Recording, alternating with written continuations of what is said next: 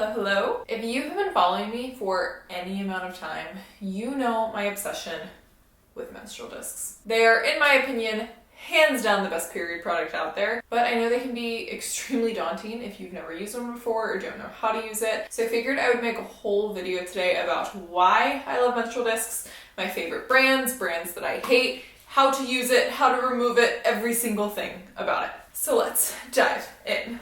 So I have been using menstrual discs for probably 5 years now. It is the only period product I will use. I don't use anything besides discs. And let me tell you why. First of all, this thing is reusable. I've had this thing for the entire 5 years that I've been using it. It is made of silicone. You can use it 10 million times, therefore you don't need to spend a ton of money on period products every month. You never have the panic that happens when you open your bathroom cabinet and there's blood coming out of your uterus and oh my gosh, you ran out of tampons. And of course, it's also much more sustainable and eco-friendly since you are not constantly using and throwing away period products. I also love it because it is non-toxic. If you know all of the crazy shit that they put in our periods and pads and every single period product on the planet, don't have to worry about all those toxins in something like a menstrual disc. But the real reason I love these things are two reasons. First of all, here's the thing, guys. I'm an Enneagram 7. I am the most scatterbrained, in my own world person you'll ever meet. And that means that I tend to forget things, including tampons in my body. And so I really can't be trusted with tampons because I will put them in me and forget that they're in there for like 36 hours. But with the menstrual disc, you could keep this puppy in your body as long as you wanted. Nothing's gonna happen. Because do you know that toxic shock syndrome doesn't come from the fact that there's just like a tampon in your body. It comes from the chemicals that are in that tampon in your body. So like, theoretically, you could leave an organic tampon in your body for a really long time and not get toxic shock syndrome, but we're still not gonna be taking that chance. This puppy can stay in your body for a long time. And what's even cooler about it is to empty the blood out of it, you don't need to remove it from your body. And that was the real selling point for me because I'm a busy gal. I'm out and about, I'm constantly moving, and to have to take a pit stop into a bathroom to change a tampon or to pull a menstrual cup out of my body, I don't have time for that. And so what I love so much about the menstrual disc, which we'll talk about the hows and all of that later on in the video, but you can empty it without removing it from your body. So when I'm on my period, I only take this thing out of my body once every 24 hours. I take it out when I'm in the shower at night, empty it, clean up all the things, put it back in, and then it does not come back out of my body until my next shower the following night. Even when I have a super heavy flow, this works because I'm still emptying it throughout the day without actually taking it out of me, which makes for way less mess, way less drama. It's just so much easier. And then the final reason that I love the disc so much is because you can have sex with this thing in your body. AKA, you can be on your period and your man would never know that you're on your period because it just fits in there so perfectly. It stays in place during the whole fun and games, doesn't move, no blood comes out, doesn't leak. It's magic. It's amazing. So that is why I love this little guy so much. But I must tell you, not all discs are created equal because I was lucky and my very first disc that I ever bought was the Flex disc. So I did not go through the pain and trauma of experiencing other discs. But if you have seen my video on Instagram where I teach you how to insert this disc into a squash, that video went viral many years ago. And after that, some other disc companies got really excited and started sending me their menstrual discs. So I thought, why not? Let me try some other menstrual discs. Bad idea. I tried, what was the brand? The Salt disc was the first one that I tried that was not my beloved Flex disc. And let me tell you what a traumatic experience that was. That thing got stuck in my body and I could not get it out for hours. Because what's so cool about the Flex disc, it has this like perfect lip that you can just like hook on and just glide right out of your body. And I guess they have like a patent or something on that lip, so all the other companies have to design their discs slightly different. So trying to get a salt disc out of my body without that perfect little lip is nearly impossible. So I am a forever devoted fan of the Flex disc. I will say they have a reusable and a disposable version. This is the reusable one. The disposable one I feel like doesn't work as well. I feel like it's much more prone to leaking. The like lip on it is thinner, so it just like doesn't seal as well. So if you were gonna get a disc, get the Flex reusable disc. Thank me later. And I also want to talk for a second about the difference between discs and cups, because I think there's a lot of confusion around that. The way a menstrual cup works is you put it inside and it stays in your body using suction. It like suctions in there and holds itself in, and then to take it out of you, you have to like break that suction seal. And there's a few issues with that. First of all, it's a physically bigger product, and so it's much more uncomfortable when it sits inside your body because you have this like whole thing sitting in there, whereas this, like, she's small, she's tiny, she's flexible, you don't know she's in there, you can't feel it. Another thing about the cup is to empty it, you have to take it out of your body and put it back in, which causes a lot of mess. I cannot imagine having to like empty a menstrual cup in a public bathroom. Like, that sounds like a crime scene. But again, my gal here, you just empty her without removing, quick little cleanup, easy. And then because it uses suction to stay in your body, a lot of women have experienced more painful periods because of that. So if you use the cup and you love it, great. I know a lot of women who thrive with the cup.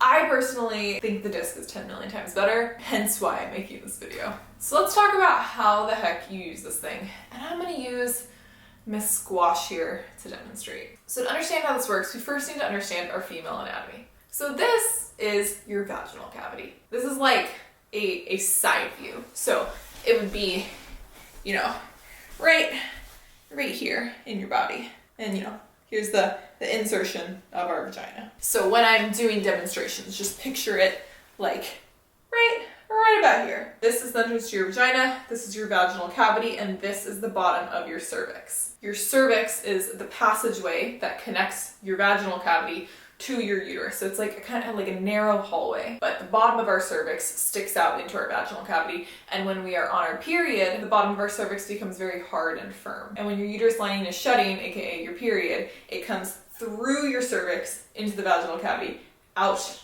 of your vagina. So the most common mistake women make when they insert this is not getting it underneath the cervix. If you just stick this thing in and it goes over your cervix, all of that blood is still going to be able to come out of the cervix and leak out of your body. So let's go over positioning first. The best way to insert this is either sitting on the toilet with your legs wide open or standing in the shower with one leg up. I prefer to do it in the shower. I feel like it goes in much more comfortably when you're in the shower with like a leg up on the side of the tub.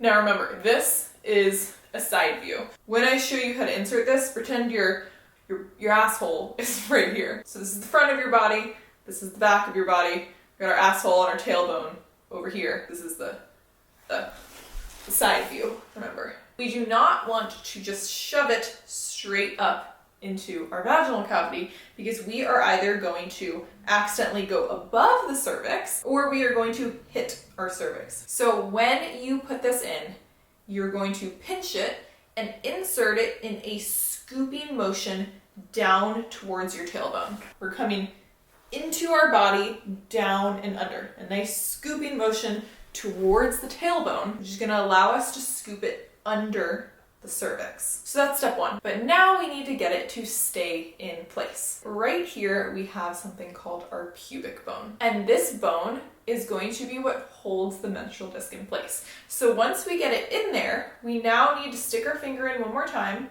and we just need to pop it over that pubic bone.